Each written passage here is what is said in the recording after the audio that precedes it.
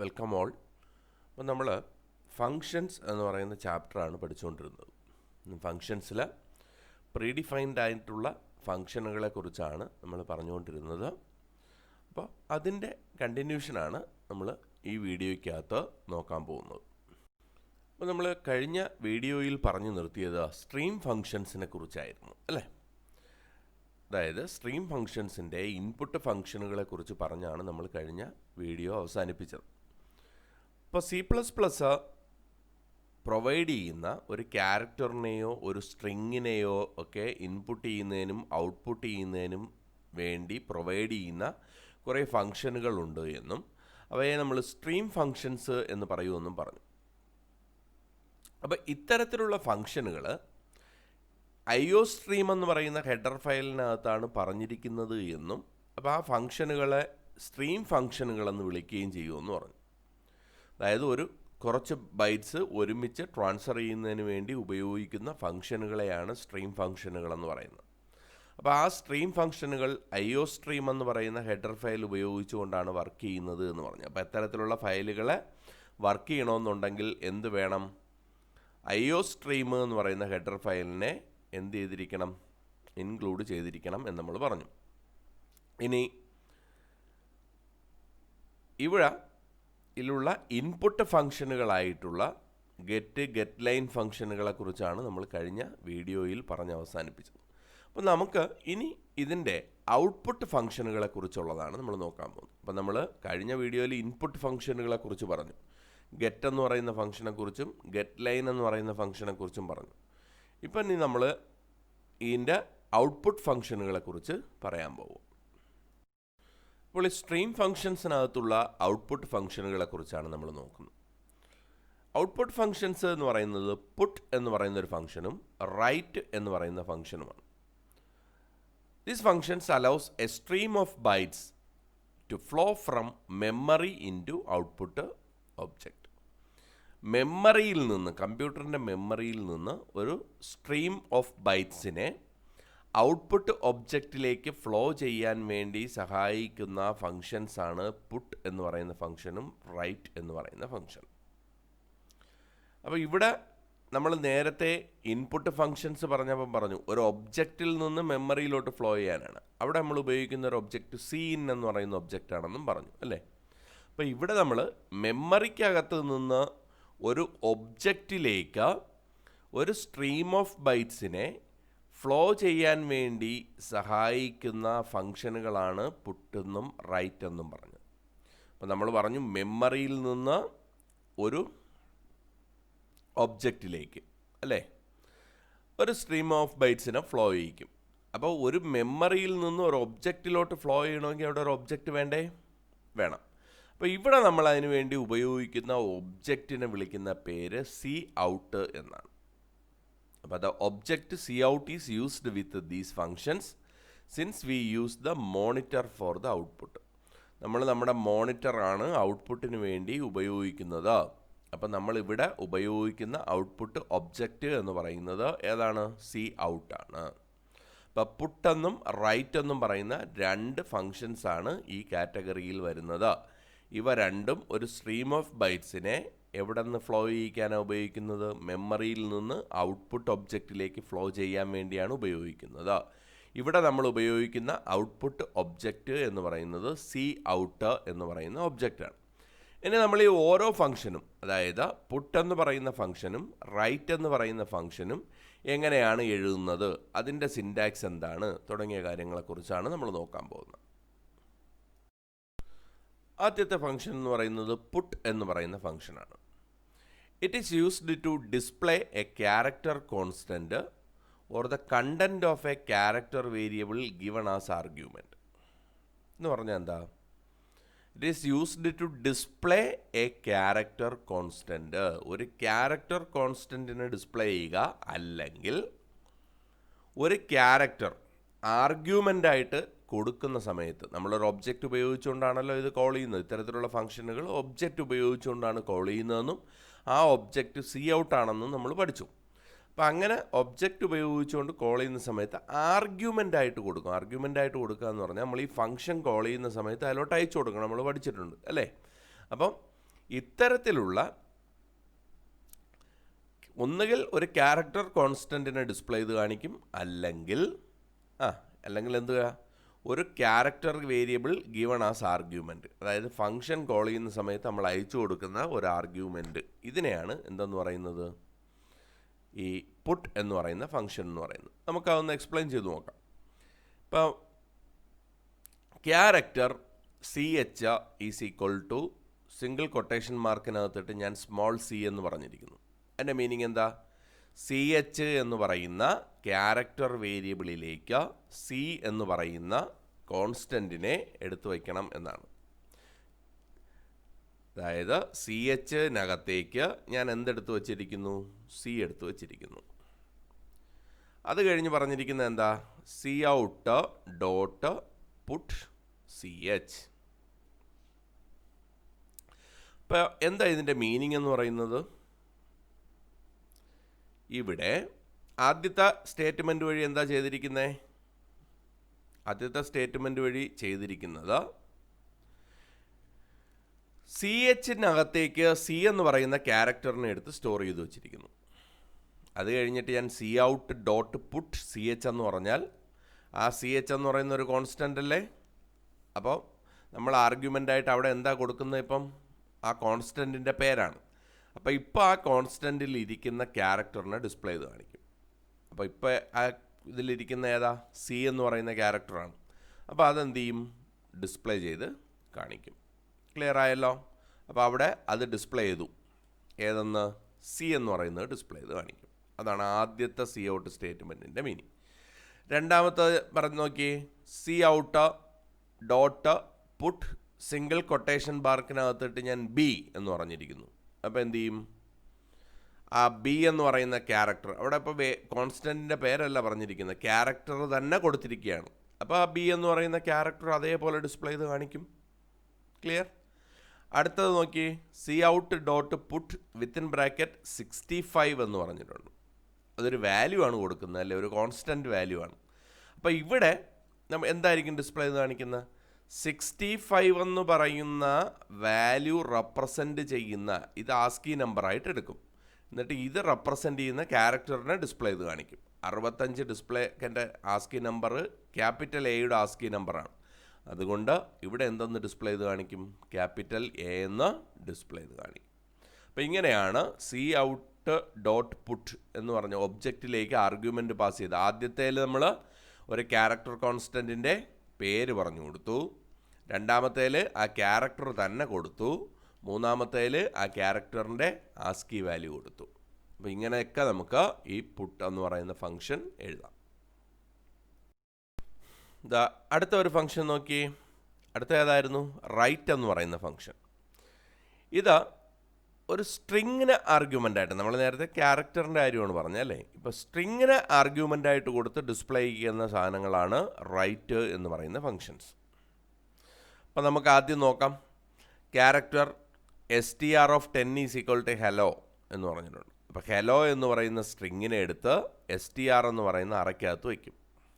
എന്നിട്ട് അവിടെ പറഞ്ഞിരിക്കുന്നത് എന്താ? ഞാൻ Cout dot right str, 10.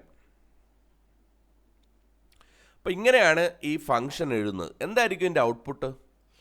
str എന്ന് പറയുന്ന സ്ട്രിങ്ങിലിരിക്കുന്ന കണ്ടൻറ്റിനെ ഡിസ്പ്ലേ ചെയ്ത് കാണിക്കും. സൈസ് നമ്മൾ പറഞ്ഞു കൊടുത്തിട്ടുണ്ട്, എത്രയാ? 10 ആണെന്ന് അല്ലേ? ഔട്ട് ചെയ്യാൻ പറയുമ്പോൾ സൈസ് നമ്മൾ സ്പെസിഫൈ ചെയ്തിരിക്കുകയാണ്.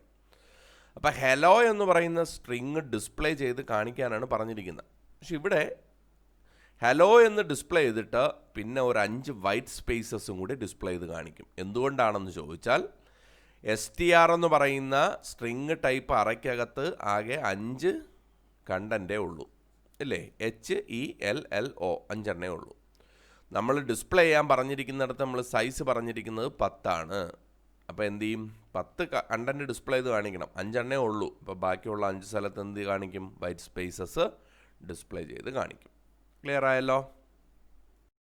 അപ്പോൾ അടുത്തതായിട്ടുള്ള ഒരു കാറ്റഗറി സ്ട്രിങ് ഫങ്ഷൻസ് എന്ന് പറയുന്ന കാറ്റഗറിയാണ്. അപ്പോൾ നമ്മളൊരു പ്രോബ്ലം സോൾവ് ചെയ്യുന്ന സമയത്ത് നമുക്ക് ധാരാളം സ്ട്രിങ് റിലേറ്റഡ് ആയിട്ടുള്ള ഡേറ്റ നമ്മുടെ പ്രോസസ്സിങ്ങിനകത്ത് ഇൻവോൾവ് ആയിട്ട് വരും. അപ്പോൾ അത്തരത്തിലുള്ള ചില സ്ട്രിങ് ഓപ്പറേഷൻസ് ചെയ്യുന്നതിന് വേണ്ടി, സ്ട്രിങ്ങിനകത്ത് പലതരത്തിലുള്ള മാനിപ്പുലേഷൻസ് നടത്തുന്നതിന് വേണ്ടി ഉള്ള കുറേ അധികം ഫംഗ്ഷനുകൾ സി സ്ട്രിങ് എന്ന് പറയുന്ന ഹെഡർ ഫയലിനകത്ത് ഇൻക്ലൂഡ് ചെയ്ത് വെച്ചിട്ടുണ്ട്. ഈ ഫംഗ്ഷനുകളെയാണ് സ്ട്രിങ് ഫംഗ്ഷനുകൾ എന്ന് പറയുന്നത്.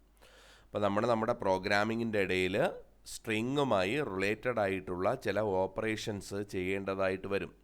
അത്തരത്തിലുള്ള ഓപ്പറേഷൻസ് പെർഫോം ചെയ്യുന്നതിന് വേണ്ടിയിട്ടുള്ള കുറേയധികം ഫങ്ഷൻസ് ഉണ്ട്. ആ ഫങ്ഷനുകൾ സി സ്ട്രിങ് എന്ന് പറയുന്ന ഹെഡർ ഫയലിനകത്താണ് ഇൻക്ലൂഡ് ചെയ്ത് വച്ചിരിക്കുന്നത്. അത്തരത്തിലുള്ള ഫങ്ഷനുകളെ കുറിച്ചാണ് നമ്മൾ ഇനി നോക്കാൻ പോകുന്നത്. അപ്പം അത്തരത്തിലുള്ള സ്ട്രിങ് ഫങ്ഷനുകളിൽ ആദ്യത്തെ ഫങ്ഷൻ എന്ന് പറയുന്നത് strlen എന്ന് പറയുന്ന ഫങ്ഷനാണ്. എന്താണ് strlen? This function is used to find the length of a string. ഒരു സ്ട്രിങ്ങിൻ്റെ ലെങ്ത് കണ്ടുപിടിക്കുന്നതിന് വേണ്ടി ഉപയോഗിക്കുന്ന ഫങ്ഷനാണ് strlen എന്ന് പറയുന്നത്. What is mean by length? Length of a string means the number of characters in the string. ആ സ്ട്രിങ്ങിനകത്ത് എത്ര characters ഉണ്ട് എന്നുള്ളതിൻ്റെ എണ്ണത്തെയാണ് അതിൻ്റെ ലെങ്ത് എന്ന് പറയുന്നത്. ആ ലെങ്ത് കണ്ടുപിടിക്കുന്നതിന് വേണ്ടി ഉപയോഗിക്കുന്ന ഒരു ഫങ്ഷനാണ് strlen എന്ന് പറയുന്നത്. ഇതെങ്ങനെയാണ് എഴുതേണ്ടത് എന്ന് ചോദിച്ചാൽ അതിൻ്റെ സിൻറ്റാക്സ് ആണ് നമ്മൾ പറഞ്ഞിരിക്കുന്നത്. ഒരു int variable is equal to strlen within bracket string. എന്താണ് ഈ int variable is equal to strlen of string എന്ന് പറയുന്ന ഫംഗ്ഷൻ റിട്ടേൺ ചെയ്യുന്നത്? ഞാൻ ഒരു എക്സാമ്പിൾ വഴി കാണിച്ചു തരാം. നിങ്ങൾ അവിടെ കൊടുത്തിരിക്കുന്ന എക്സാമ്പിൾ നോക്കിയേ. ക്യാരക്ടർ str എന്ന് പറയുന്ന അറയ്ക്കകത്തോട്ട് ഞാൻ വെൽക്കം എന്ന് പറയുന്ന സ്ട്രിങ് എടുത്ത് വെച്ചിരിക്കുന്നു. എന്നിട്ട് അതിൻ്റെ താഴെ ഞാൻ പറഞ്ഞു ഇൻറ്റ് n. അപ്പം നമ്മൾ പഠിച്ച സിൻറ്റാക്സ് എന്താ? Int variable is equal to strlen within ബ്രാക്കറ്റിൽ സ്ട്രിങ്. അപ്പോൾ നമ്മളിവിടെ ആ ഒരു str എന്ന് പറയുന്ന അറയ്ക്കകത്തോട്ട് ഞാൻ വെൽക്കം എന്ന് പറയുന്ന ഒരു സ്ട്രിങ്ങിനെ എടുത്ത് വെച്ചിട്ടുണ്ട്. എന്നിട്ട് ഞാൻ പറയുന്നു n എന്ന് പറയുന്ന ഒരു ഇൻറ്റിജർ വേരിയബിൾ അവിടെ ഡിക്ലെയർ ചെയ്തിരിക്കുന്നു. എന്നിട്ട് n is equal to strlen of within bracket str. അപ്പോൾ str എന്ന് പറയുന്ന അറയാണ് ഞാൻ അയച്ചു കൊടുത്തത്. അപ്പോൾ ഇങ്ങനെയുള്ള strlen എന്ന് പറയുന്ന ഫംഗ്ഷൻ കോൾ ചെയ്യുന്ന സമയത്ത് അതിൽ നിന്ന് ഒരു വാല്യൂ റിട്ടേൺ ചെയ്ത് വരും. അതൊരു ഇൻറ്റിജർ വാല്യൂ ആയിരിക്കും. ആ വാല്യൂവിനെ സ്റ്റോർ ചെയ്യാൻ വേണ്ടിയിട്ടാണ് നമ്മൾ എന്ത് ചെയ്യുന്നത്? ഒരു ഇൻറ്റിജർ വേരിയബിളിനെ അവിടെ എഴുതുന്നത്. ഇവിടെ ഞാൻ ഉപയോഗിച്ചത് n എന്നാണ്. അപ്പോൾ ആ strlen നിന്ന് റിട്ടേൺ ചെയ്ത് വരുന്ന സാധനം എടുത്ത് എവിടെ വയ്ക്കും? എന്നിനകത്ത് വയ്ക്കും. strlen നിന്ന് എന്തായിരിക്കും റിട്ടേൺ ചെയ്ത് വരുന്നത്? അതിൻ്റെ ലെങ്ത്. ഇപ്പോൾ അവിടെ ഇരിക്കുന്ന എന്താ? വെൽക്കം. അപ്പോൾ വെൽക്കത്തിൻ്റെ ലെങ്ത് അതെത്രയാ? 7 അല്ലേ? 7 ക്യാരക്ടറല്ലേ അതിലുള്ളത്.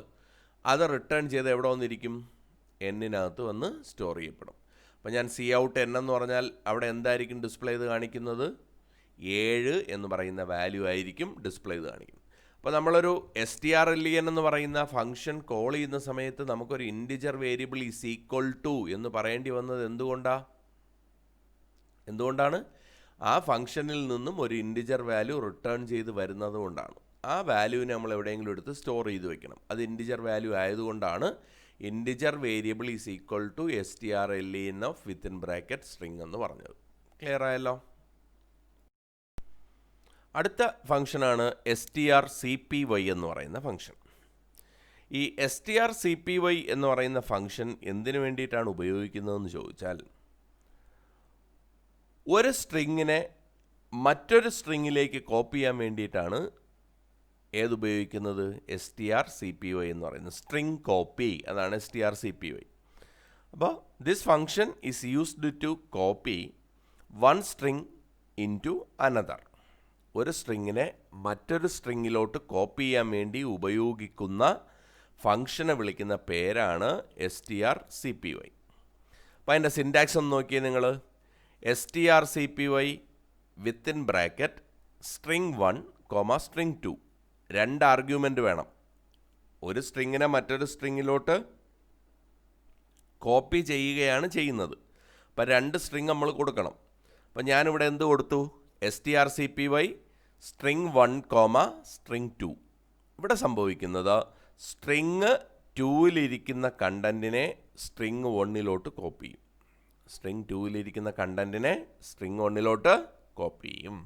അപ്പോൾ ഇങ്ങനെ ഒരു സ്ട്രിങ്ങിനെ മറ്റൊരു സ്ട്രിങ്ങിലേക്ക് കോപ്പി ചെയ്യുന്നതിന് വേണ്ടി ഉപയോഗിക്കുന്ന ഫംഗ്ഷനെ വിളിക്കുന്ന പേരാണ് strcpy. സിൻടാക്സ് എന്താ? strcpy within bracket string 1, string 2. അടുത്ത ഒരു ഫംഗ്ഷനാണ് strcat എന്ന് പറയുന്ന ഫംഗ്ഷൻ.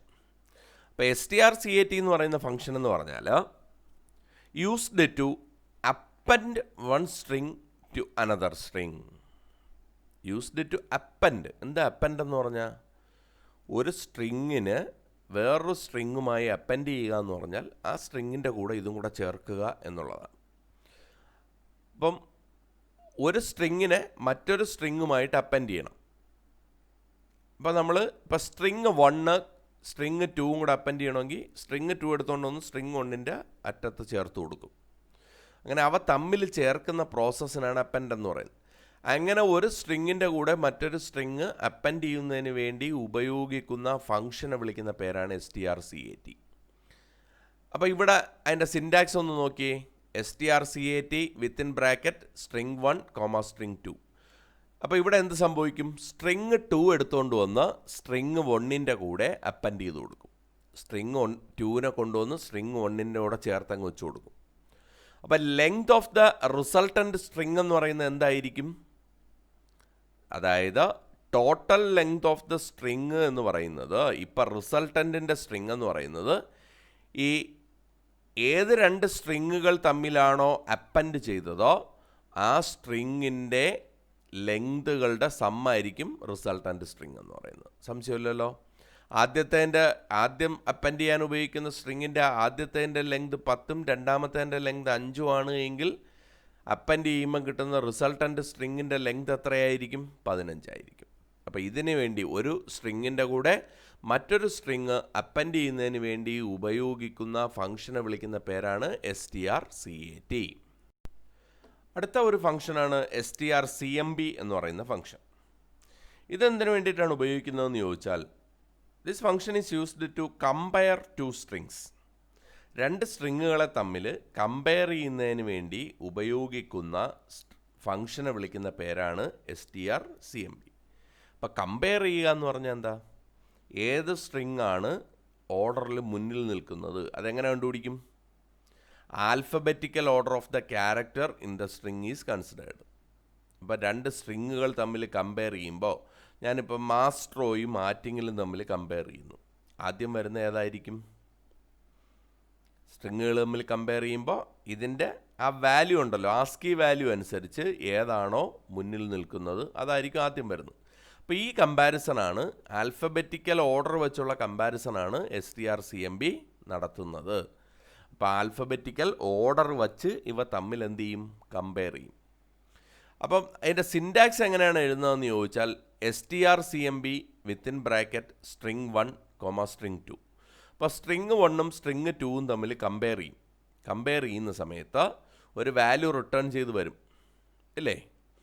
ആ വാല്യൂ 0 ആയിരിക്കും. എങ്ങനെയാണെങ്കിൽ സ്ട്രിങ് 1ഉം സ്ട്രിങ് 2ഉം സെയിം ആണെന്ന് വെച്ചോ. അങ്ങനെയാണെങ്കിൽ റിട്ടേൺ ചെയ്യുന്ന വാല്യൂ എത്രയായിരിക്കും? 0 ആയിരിക്കും. ഇനി സ്ട്രിങ് 1 എന്ന് പറയുന്നത് ആൽഫബറ്റിക്കലി ലോവർ ദാൻ സ്ട്രിങ് 2 ആണെന്ന് വെച്ചോ. അപ്പോൾ സ്ട്രിങ് 1 ആണ് സ്ട്രിങ് 2-നേക്കാൾ ലോവർ. അങ്ങനെയാണെങ്കിൽ ഒരു നെഗറ്റീവ് വാല്യൂ റിട്ടേൺ ചെയ്യും. ഇനി സ്ട്രിങ് 1 ആണ് സ്ട്രിങ് 2-നേക്കാൾ ആൽഫബറ്റിക്കലി മുന്നിലെങ്കിൽ അതെന്ത് ചെയ്യും? ഒരു പോസിറ്റീവ് വാല്യൂ റിട്ടേൺ ചെയ്യും. അപ്പോൾ രണ്ട് സ്ട്രിങ്ങുകളെ തമ്മിൽ കമ്പയർ ചെയ്യാനാണ് strcmb ഉപയോഗിക്കുന്നത്. കമ്പയർ ചെയ്യുക എന്ന് പറഞ്ഞാൽ alphabetical order of the character അനുസരിച്ചാണ് കമ്പയർ ചെയ്യുന്നത്. ഒന്നുകിൽ ഒരു 0 വാല്യൂ റിട്ടേൺ ചെയ്യും, ചിലപ്പോൾ പോസിറ്റീവ് ആയിരിക്കും, ചിലപ്പോൾ നെഗറ്റീവ് ആയിരിക്കും. രണ്ടും തുല്യമാണെങ്കിൽ 0 റിട്ടേൺ ചെയ്യും.